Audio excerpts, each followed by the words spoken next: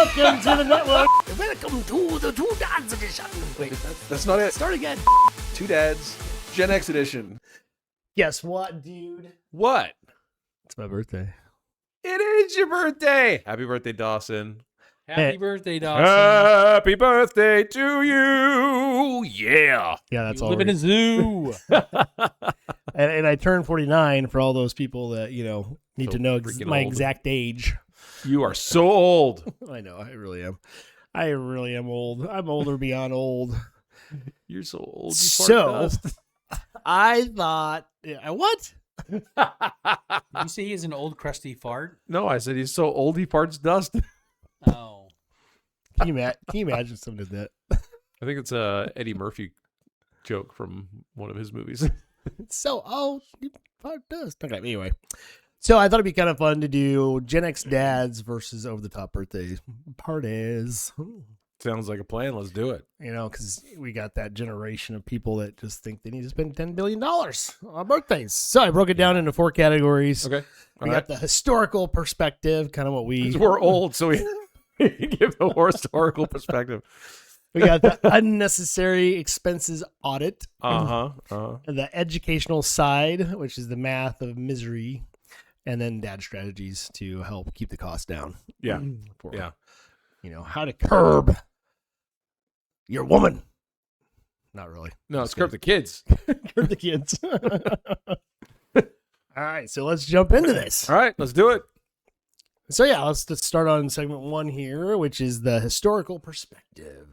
Yeah. Really, I think with the Gen X versus the Alpha, generation, this young generation that's coming up now, we compare birthday parties in the 80s, which were like grocery store cake, or your mom made you an actual home baked cake. Yeah. And you'd have like 3 friends and you'd throw a sprinkler in the yard and you go run around. You had friends that No. came over? Which my mom actually had to pay some Oh, to gotcha. pretend kind of thing, but they were there, I think. I don't think I ever had a big birthday growing up. It was always like, a big birthday is relative because I have 9 brothers and sisters, but like, it was always a family thing. In the evening, we'd have a normal dinner. Sometimes my mom would make like what we wanted. Yeah. But she would make dinner and then she would make a cake, or my sisters would make a cake or something like that. And it was blow out candles, a couple of little gifts, happy birthday, and that was it. You're like, happy birthday to you. In bed by 9. Yeah. Well, and I didn't have anything to compare it to. So it was like, that was cool. That was great. Yeah. To you, that was like a 10 out of 10 birthday party kind of thing. And Yeah. And nowadays, these people have like event planners for people's birthday parties for Seriously. a 1-year-old. That's not even remember it, kind of thing. Themed birthdays at event centers. Yeah. It's crazy. I don't get it. And like the meaningless shift to the birthdays, it's like we're trying to get these kids to understand how much money parents are spending. And the sad thing is it creates what you like to say, the toxic expectation, Mm-hmm. because if you go all out for a 1-year-old who doesn't remember stuff, and then you get a 2-year-old, you get a petting zoo, and 3-year-old, you get, a bouncy house, a slip and slide, and this and that. And then around 4, they start remembering them. Right. And you've already spent $2,000 on a birthday, and you just keep going and going and going. Well, not only that, but like you see the neighborhoods where like one parent, one family does this for their kid's birthday and they invite the neighborhood kids. And so the next parent has to top it. It's like, I've seen like shows where it's like, oh, they had a bounce house. Well, we had a bigger one, and it's like, it's one-upmanship. And yeah, Keeping it up with becomes the Joneses, right? keeping up with the Joneses. And it's like, there's this expectation of you're not a good parent unless, Yeah. and it creates that toxic expectation of having to do more and more and more. And so by the time the kid's like 16, 17 years old, sometimes these kids are expecting these massive parties where they do all these cool things. And it's horrible. Parents are sitting, and there's a lot of parents out there. My guess is it's usually the dads who are like, why are we doing all this? Yeah, they're like, no, I don't want to do that. I think they Yeah. can cut back a little bit. And what we're also seeing is it's like a competition between the moms to have on social media to be like, oh, look at our party. Oh, look what we did. Look at all these crafts that we made that we spent 16 hours to do. And my kid was so excited for it. And you see the kid in the background with their tablet. Yeah. While the mom's doing it. And you're like, oh, yeah, they were really interested. Well, and then you have like the little photo wall or the archway that, and it's like people are doing all their selfies behind it. Look at this, and, it's like it's all for show. It's all Yeah. for show. Which kind of like leads up to like that $1,000 toddler party. The absurdity of renting a petting zoo. Multiple clowns, a DJ. It's like when a 1-year-old's more interested in pots and pans. And the cake or a box. Or a box. Yeah, I mean, absolutely. I love when we get the fridge. When you have the giant fridge box. I mean, my parents were smart. They're like, oh, we can get rid of the box for you. Like, oh no, that's like a month of playtime for my kids. Yeah. Can we please have the box? Years ago, I worked for a company called Anderson Merchandisers, and we did the books and music at Walmart. We were the merchandiser for Walmart, and we would get these big display boxes, 4x4, kind of cardboard boxes. And so I'd bring the cardboard home, and I would tape it up against the wall, so it was like a half of a playhouse, and I'd cut windows and a door and all that stuff. And then my daughter could just draw all over it because it didn't matter. It lasted about a month and a half. And by the time it was worn out enough, I'd have another display box that I could bring home and do the same exact thing. Yeah. And honestly, I loved it. Like I don't remember in church, remember we did those talent shows. And yeah, back in the day. We did a Star Wars parody. We called it the Ham Wars. And so all of us were pigs, and like the wolf it was like 3 little pigs basically. Yeah. But Star Wars. And we got a just giant box, and we painted it, made it look like a time travel thing and everything. That sat in my basement. Like, I think we did it when we were 12. That sat in my basement till I was like 20. Here's the thing. It was like my little office. I was sitting there with my desk and stuff. And you remember that, right? I mean, that wasn't a birthday thing. That was just But a box expense wise, and you remember it that well. well. I mean, it's one of those things. It was like, that was kind of cool. I mean, if you get like moving boxes, the small ones, and you just tape them all up, color them, whatever, and then you let your kids use them as building blocks. Oh yeah, that'd be cool. Yeah, instead of the really cool. $500 Lego set that you're going to step on in the middle of the night anyway. Speaking of Lego sets. Oh yeah, I know. Well, I was going to save that for later, but yeah. So our last episode, The Truth About Buying a House. I took those things and you bought a house, and I was able to buy a house. That's epic. So check out that episode if you're looking to buy a house. So yeah, that was a historical perspective. Hit that like and subscribe button. Let us know in the comments what crazy expenses your spouse or you wanted to do for your 1-year-old, 2-year-old, 3-year-old kind of thing, and how, as your kid got older, you regretted it because they expected some pretty big stuff. Yeah, absolutely. Yeah. So that brings us up to the next section, the unnecessary expense audit. So I like to break that down to like the venue trap. Mm-hmm. And you're talking about buying the cheap stuff, getting the cardboard boxes. People are paying, $400 just to reserve the spot. Mm-hmm. And what's stupid is you're paying it for the room, but you still have to go out and play with all these other kids, and so it's not really your own party, which is kind of cool. They're older, like 6, 7, 8 kind of stuff. It's the child birthday party industrial complex. Yeah, but these venues. The sad thing is you're getting like that cardboard pizza, nasty stuff, cheap toys. Well, and if you want them to provide the cake, it's this much more, and if you have decorations that you want them to do, it's this much more. And it just becomes more and more expensive. And but it's by like the hour, so it's like you have to get in there, decorate, do the birthday. The kids want to go play on all this stuff anyway, and then you got to get back, open the gifts. Yeah. And be done within an hour and cleaned up within that hour or two. Well, and I'm finding that a lot of parents that do that, they like it because they can take the gifts home, and you kind of save your kid of like opening in front of the other kids, which we're going to talk about later, which, the awkwardness of opening gifts for 30 minutes. Right. Talk about that. And so it's kind of a nice way that they kind of like that. I've seen that at parties we've gone to where all the other kids are like, well, why don't I get to see them open the gifts? And the parents are like, oh, because we don't have enough time. Sorry. Yeah. My bad. But as we were growing up. So are you advocating for the venue then? Well, I kind of did like that part because I remember like as a kid, one of the most traumatizing things for me as a friend, I thought hard for this gift for my friend. And I don't remember, I think it was like a Garfield calendar that he wanted or something like that. Well, 6 of us got him that. And then he was like, open it. It's like, cool, another one. And he literally would just throw it behind him. And of course, us 6 were just like, well, the first kid was happy. Right. And then, of course, she's like, I got it first. It's like, motherfucker, we all got it at the same time. What are you talking about? Yeah. You know, so it was just kind of like hard. And so I think when I was a kid, that hit me as an adult that like, I don't want my kid to ever go through that. But when we did have those parties, I made sure I said to my kids, like, hey, if you've already got something, don't make a bad comment. Just go, oh my gosh, thank you so much. That's cool. Yeah. You know, just appreciate the effort and the thoughtfulness of the gift. Because a lot of kids actually go and pick the gift out themselves, you know, nowadays. So in a way, it does kind of make that awkward 30 minutes of opening gifts kind of go away a little bit. The experience that I have is like, because you're only in that 1 hour time frame, parents are trying to stuff everything into it, you know, so that you're spending all this money. And you're trying to rush through it so that you don't go over on the room, because then they're going to charge you more because another party coming in. Yeah. So, well, and, you know, you spend 10 minutes of that hour setting up. You do your party, you're rushing. The kids get 30 minutes to play, and you're running there. They're all eating cupcakes because you don't have time for cake, you know. And the other thing that just drives me nuts is the fucking goodie bag trap. Like, who does goodie bags? When did we need to spend $200 for gifts for other fucking kids? Excuse my language. Thank you for coming to my birthday and giving me a gift. Here's a gift. A gift that probably costs more than the gift that you gave me, kind of thing. I'm like, why are we turning birthday presents into Christmas again?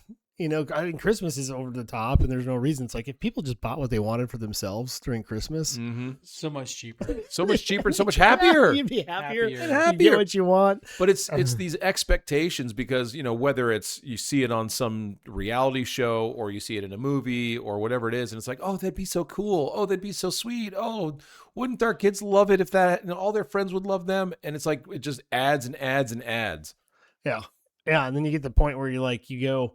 You get to the kids, like birthday parties, and so you can't invite kids in your class because then you get what's called the guest list inflation, where now you have to invite all 32 kids to the party. Yeah, and then what could have been a nice $150 party turns into a $500, $600, $700 party. Yeah, even the kid that is always saying Doyle rules, and then they come and beat up your kid. I like that kid. Doyle rules. I have a feeling your whole family's gonna go down. Yeah, no, but I mean that's the thing, is like, who cares if they're? I don't know. As a therapist, I'm going to speak as a therapist for a second. Okay, we're going to focus right on you. You're not going right to at the camera, sir. You're not helping your kids by trying to make everybody feel equal and safe. You don't teach resilience by making everybody feel good at the same time. Yeah. You have to have adversity. You have to have disappointment. That's how you build resilience. Doesn't mean you tell your kid, nope, sorry, you suck. That's just abusive. But well, it's like it is. Oh no. It's like participation trophies. Potentially. Yeah. And I love that Quinn was like, this is stupid. I don't want this. I'm like, good. I'm There's glad you don't want nothing wrong with because losing. you didn't earn it. It's like, don't try to make me feel better about your sports program of paying $190 to let my kid play every week, right? And giving me a piece of plastic. It's like, fuck off. And that's where it's like the parents who don't want their kids to feel bad, and so they have to do the same thing as the other parents did for their kid's birthday, because then their kid is going to feel like they're not as loved, or they're not as what, or, they're not accepted, or kids aren't going to think they're cool. It doesn't just fuck you. It's not cool to stay. You're not helping anything when you do that. Yeah. You're really not helping your kids when you do that. Well, and it's kind of like, in my opinion, it's teaching your kids to have forced relationships. Yeah. And, where's the autonomy? Think about like you did bring up the O'Doyle from Happy Gilmore. Happy Gilmore, yeah. It's Billy Madison. Is that what it is? Yeah. But you think about the kid that's bullying. Adam Sandler, you don't ever want to come on, Yeah, seriously, that'd be great. You are an awesome guy. Just reach out, my Wolf. favorite. Yeah. But there is trauma to forcing your kid to invite the kid that bullies them. And, we actually had that scenario with Kira. I don't remember. I want to say maybe second grade-ish, where we had to invite the whole class. Well, she's like, I don't want to invite this person. She's mean to me, and she's so rude to me. And I'm like, I know, Kira, but, trying to justify what the school's forcing you to do. Right. And ultimately, we have the party, and of course, this little brat is making fun of Kira, like making fun of our house, all this stuff. And finally, Kira just stood up, and she's like, get out of my house. That's awesome. And I'm like, yeah, I support that. And her mom left with the kid, and everybody's like, "Thank God." Yeah. Wow. My second youngest daughter, she had a girl that they had been friends, but then this other girl started getting really kind of mean. Yeah. And so her mom was in this leadership position in our church among the young women. And so like making faces just because you're off camera. But so like my daughter didn't like her. They were like, we're not friends anymore. And so the mother called me up and she's like, hey, I'm worried about our daughters not being friends anymore. I think we should sit them down and help them resolve this and this and that. And I was like, no, I think it's just fine if they're not friends anymore. They don't need to be. Yeah. And I don't think it's appropriate for us as parents to try and force them if they're just not going to be friends. Yeah. And she was appalled that I did that. Well, and it really is important to teach your kids, one, to stand up for themselves, and two, to set boundaries. And those are all the things that you want to teach your kids. So when they become young adults, they are able to get through the teenage years in a way that just is healthy. Yeah. Because if you're basically forcing them to be people pleasers and their feelings don't matter, then they're going to get more anxious. They're going to feel like they have to please other people, and they have to put their feelings aside and ignore how they feel about whatever the situation is or the person is or whatever. And that's how you create kids that are much more high anxiety. They don't know how to stand up for themselves. Again, they don't have the resilience that they could. Yeah. You're not helping your kids by making everybody happy. Yeah. So, really think about when you are wanting to invite the whole class or spend all these goodie bags on these kids that you could be spending on your own kid instead, and that awkwardness of opening those gifts, think about that before you put your child through that kind of situation. Yeah. It's not necessary. It's totally unnecessary. Hey, hit in that like and subscribe again. And honestly, in the comments, let us know what stupid expenses you spent on yours, or if you had awkward moments with your kid opening presents, or if you felt like we did about the goodie bags. And I want to hear stories about, like, did you kick somebody out of your birthday parties for your kids? Yeah, I mean, I've legit kicked them or kicked them out. Either kick or. them in the shins. Let's go ahead and hear all those stories. Yeah, that's kind of one of those things. You're like, hey, yeah. All right, so we're going to go to more of the educational side of this, the math of misery. Yeah, this is the part that I love to hate. Yeah. So, let's look at opportunity cost. Okay. So if you take $600 you spend on your child's first birthday party. I wouldn't, but go ahead. So let's say you're going to spend $600. Yeah. For these venues and all these other kids. Well, how about we take that $600 instead, open an SP 500 index for your kid and let it grow over the years, and just let's say 14 years. I mean, at 7%, that's almost $1,500. So you've doubled your money almost, or actually done more than doubled your money, which could be used towards a down payment for a car, something like that, or college living, stuff like that. Because obviously, if you go another 4 years, it's going to be even more. And that could be the first semester of just living expenses for your kid, kind of thing. And if you're doing that every year, I mean, your kid has 10 grand, by the time they're 10, kind of stuff. And so it's really important. Like, we want to spoil our kids. We want to give them better life than we had. We want to do those things that really help them succeed, but really spending $1,000 on a 1-year-old birthday party is not helping your kid succeed. Yeah. I'll double down on, you're not helping your kid if you're just spending money on a birthday that they don't really care about to try and please everybody else and make everybody think you're a good parent. You're not helping your kids when you do that. Yeah. Save the money.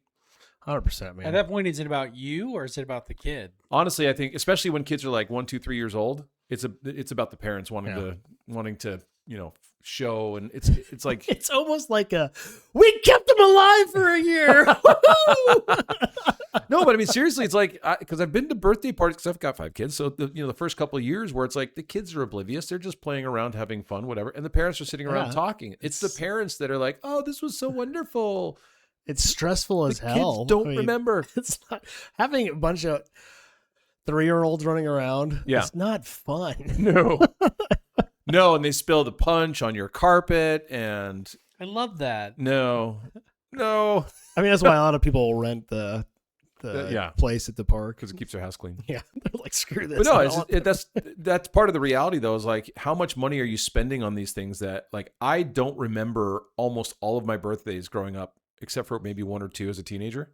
Well, and that kind of goes down to like the law of appreciation. Mm-hmm. You know, we talk about the psychology of it is when your kids are around 4 and they start remembering the parties more detail wise, you know, if you're going all out, I like to say balls deep on this every time, then basically there's nothing else to look forward to. Like, you're always going to disappoint them, or you're going to get that fucking brat of a kid that's like, really $4,000 golf clubs.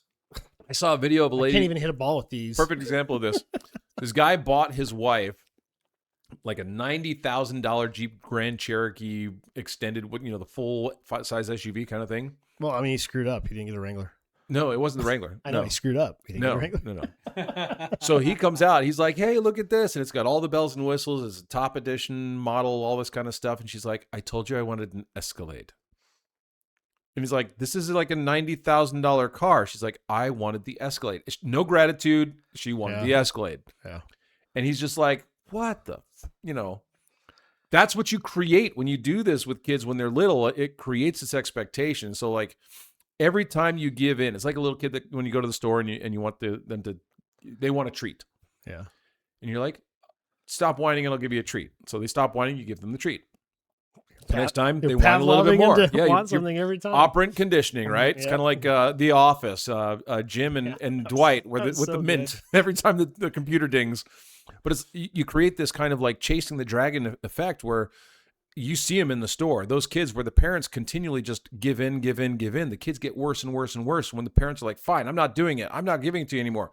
They throw these massive fits to embarrass the parent. Yeah. And you create this child that has this expectation, this spoiled brat mentality that transfers into adulthood. Yeah, and honestly, with the grocery store thing, like with my kids, if I mean, I think I did Pavlov them just to be good in general, because like I wouldn't ever give in. There's one time I threw down myself on this floor throwing a tantrum, and Kira just like, how many days ago was that? Yesterday. Kira just started laughing, and she's like, okay. You know, and she was so adorable. And I got up, and grandma was like, oh my gosh, that was so amazing. And she paid for our groceries. Wow. I was like, oh, she's like, you're such a good parent. And I guess, right. That's one way to survive our economy is just throw the fits so somebody else pays. And I was like, that was yesterday, right? Awesome. That was yesterday. And it was just one of those things that I would kind of get in a habit of, not a habit. I tried to reward them when they were good without being told. Yeah. And so like we'd go through the whole store and kind of go everything. And then we get in line and I'd go, you know what, Kara, why don't you go ahead and pick out some candy? And she's like, really? Yeah. I'm like, yeah, you're great today. You were so helpful. Man, I'm so grateful for you. And she's like, yeah. And then she would naturally try to be good every time. Exactly. And then I'd purposely not get her something the next time. And she's like, you can see the disappointment in her face. Yeah. But I'm like, she's learning a lesson. Yep. Patience, you know, and it worked out great. And I mean, I had great kids. Well, and that's like when I talk with clients, like even couples and stuff like that, where it's, if you want somebody to behave or do the things that you want them to do, you reward the positive behavior. So like, you know, couples where people are criticizing, well, you left the toilet seat up again, you left, you know, or all this other stuff, right? You know, it's like you're criticizing, trying to change a behavior. Same thing with our kids. You know, I can't believe your room is such a mess. All this stuff. Yeah. Right. Well, when they clean their room, you can say, good job. But then later on, as they keep it clean or as they're doing the things that they're supposed to, and they'll do it flawed. It's not like they're going to do it right every time. But as they're doing it, you tell them outside of that actual thing where it's like, hey, you know what? You've been doing really well with this. I appreciate it. I mean, you haven't been perfect at it, but I see that you're working hard. And I just want you to know that I see it. You know, whether it's our spouses or partners or our kids, people love hearing it when it's out of the blue because it feels so much more genuine.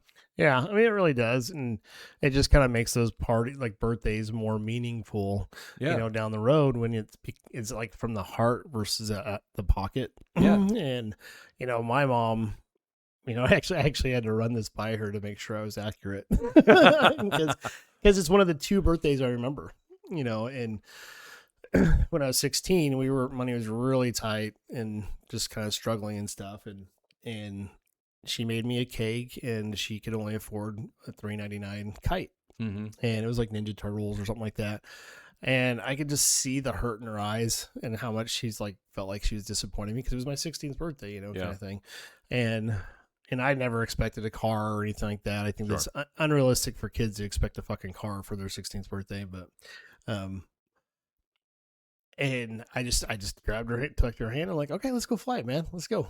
Yeah. And I remember it was so much fun because we were out there trying to put this kite together, and I think it only lasted like 4 minutes. but it was like one of those things, like we get it up and it just kind of went because it was $3.99, and I was like, oh, all right. That's an experience. Yeah, it was cheaper plastic than the plastic bag that it came in. It was, and it was one of those things that I helped her feel not so bad. Yeah, and then it also made me appreciate. Even though it was nothing, it was still everything. Well, and the cool thing is that experience, because of the sacrifices that you recognized she was making and that you valued, that became an impactful experience in your life where 100%. It's like the kite was not the issue. It was the sacrifice, the effort, those kind of things. That's what I think we need to try and build, you know, with our kids for birthdays, especially in Christmas, things like that, is the appreciation for the meaning behind the gift, not the gift itself. Yeah, 100%. I mean, I think the people that take their time to find something that has meaning and purpose, it doesn't matter how much it costs. It's what's behind the love of the gift kind of thing. And I think that gets lost when you're spending thousands and thousands of dollars on your kid just for entertainment purposes. You know, and it kind of goes back to like this last part of this is the experience fallacy. You know, do your kids even remember the party? I don't even remember my 18th birthday party. Well, probably because you're by yourself. Hey, crickets. That's a low blow. No, but like I don't. You know what I remember from birthdays? Not even as a kid, as an adult. All your siblings eating your cake. You're right. It's like I only got one piece. No, no, but like every year, my kids and you know my wife at the time would ask like, "What do you want for your birthday?" And I said, "A clean house and obedient kids." That's it. Clean house. You say no beating of the kids? It did sound like you said no beating of the kids. Like kids that would actually do what I asked them to do, right? Yeah. Otherwise, you'd beat them? No beating. We don't beat but kids ever. That's what I always wanted because like it was always stressful to come home from work and the house is a mess. The kids are, you know, throwing stuff around. I ask them to do stuff and they don't. That was the stress of the day-to-day life, right? 1 year, and I remember this, house was clean and it stayed clean. And when I asked the kids to do something, they're like, absolutely, Dad. And they would go and do it. And I'm like, what's going on? And they're like, how was your birthday? It was awesome. Not because like I got to, it was cool to see that. And it goes back to the, you know, the recognizing the value. I'd been saying it since they were little. And they finally were, they were like, this year, this is what we're going to do. And it was like the fact that they actually listened and they actually did that just because I'd been saying it for years. I mean, they were all older teenagers at that point, so yeah, but they knew how to. It meant a lot. It meant a lot. But that's epic. You know. Well, and that's the thing is you're trying to create experiences. You know, for my birthday, I always tell them, look, let's just go somewhere, play a video or play a game, you know, board games, spend time with me. We can go out to dinner or whatever. But it's just kind of getting that quality time with them that I don't get very often. You know, and it goes back to like my mom. I think she saved up for, I think it was my 8th or 10th birthday party, and we ended up going in Utah. There's a place called 49th Street Galleria. It's probably not there now, but it looked like a big glass menagerie. I mean, it was huge, kind of palace looking thing, and it had every arcade game known to man. Nice. And what was cool about it is like every game was like 5 cents, I think. Yeah, the nickelcades. Well, they had like the one off the side, but this one had like, I think it had laser tag, all these things. But what's funny is she got a little person to come and be the clown. And I mean, I swear to God, the guy looked like Peter Dinkle. I mean, he looked just like him. And he was like one of the funniest clowns. And like, I could have just had him without the whole thing. And then she got me like the biggest transformer. It was Jetfire, Skyfire. But it was like all when Transformers were actually really good, built well. Yeah, but I remember like parts you could choke on. No parts. But I remember like I remember knowing that toy was over $100, Mm-hmm. and I'm like, oh my gosh, my mom really spent a lot on me, and because she taught me the value of money and how rare it was that we got stuff like that. Right. Yeah. And what's cool is I think all four of us could really say we had one birthday party that was like 10 out of 10, extravagant. Yeah. And it was just kind of like super meaningful because it wasn't all the time. It wasn't, none of us expected it. And my mom, she took her time to figure out what would each kid specifically embrace and enjoy. And that's what she made our birthdays very special. And they were the budget was low. But it was the meaning behind it and the fact that she was thinking about you. Yeah. Not just all the other people stuff. you have to invite. Yeah. So, hey, hit that like and subscribe button. Let us know what kind of things you've done for your kids to teach them the value of birthday parties, money, and kind of self-reliance in a way. Or as you're listening, like reflecting on when you were growing up, what did you learn from the way your birthdays were? Were you spoiled, or did you create, that the memories where you saw the value? Absolutely. Good times. All right. So our last section here, let's hit that. Dad strategies. Dad strategy. So the one for me is go into it with a budget and stick with it. Like the exit strategy? Yeah. It should not cost any more than a certain amount. And so it's like, if you're talking about, oh, I want to do this, I want to do that, and I want to do that, and the budget just keeps on inflating, that becomes part of the problem. And it becomes part of the stress between like couples too, where, you want your kids to enjoy it, but you have to be able to afford it. And so if you talk in the beginning about how much are we going to spend on the birthdays and then stick with that budget, then cool. You're going to be much more frugal. You're going to come up with better ideas of how to do these cool things on less money. And that's kind of probably create a much better experience anyway. Yeah, 100%. And I also think if you do like the rule of 3, it's like 3 guests, 3 hours, 3 pizzas, have that kind of rule where you're just kind of letting your kid make their birthday parties more intimate and more one-on-one with their specific friends, help them build those friendships that can last a long time. Yeah. Because when you're inviting a whole class, you don't get to have that intimate one-on-one, getting to know each other, having those inside jokes kind of stuff. Yeah. And then down the road, obviously slumber parties or, whatever the guys do, young kids do, they usually do like go-karts or something, but, keep it small. Yeah. Keeping it small is just fine. And then there's also, I like the idea of like alternative birthdays. Yeah. Different. It doesn't have to be the standard like event center, cake, ice cream, pizza. What about camping?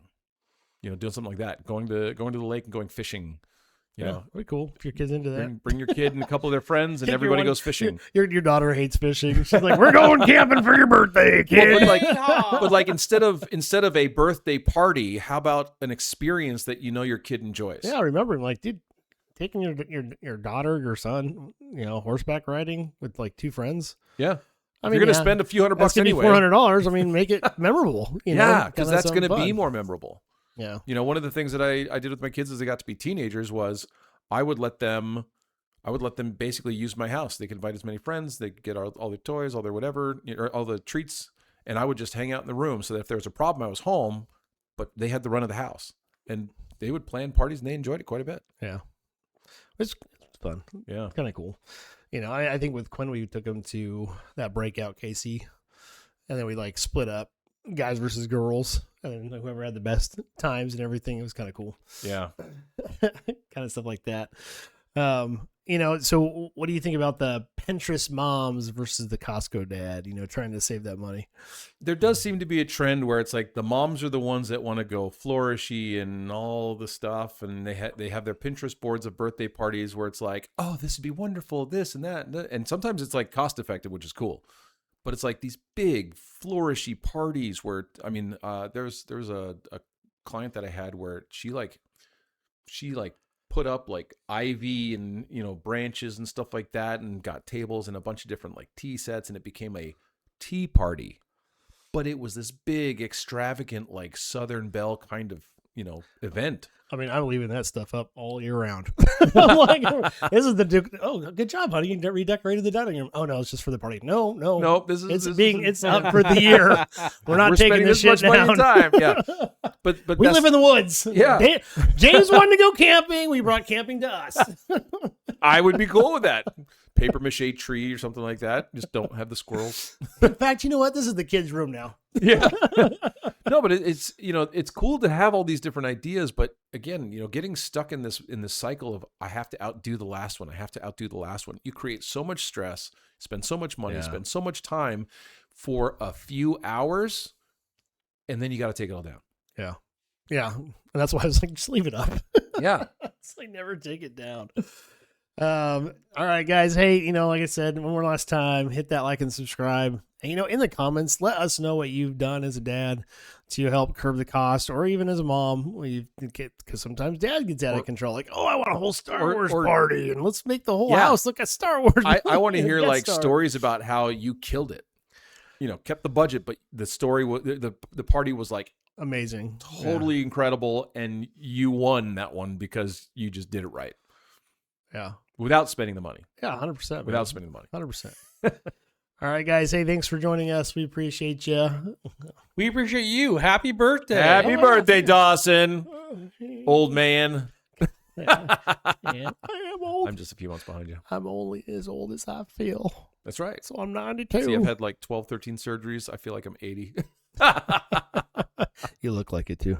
Hey. You do. You look like it. Distinguished and mature. That's funny. And on that note, stay classy, Kansas City. See you next time.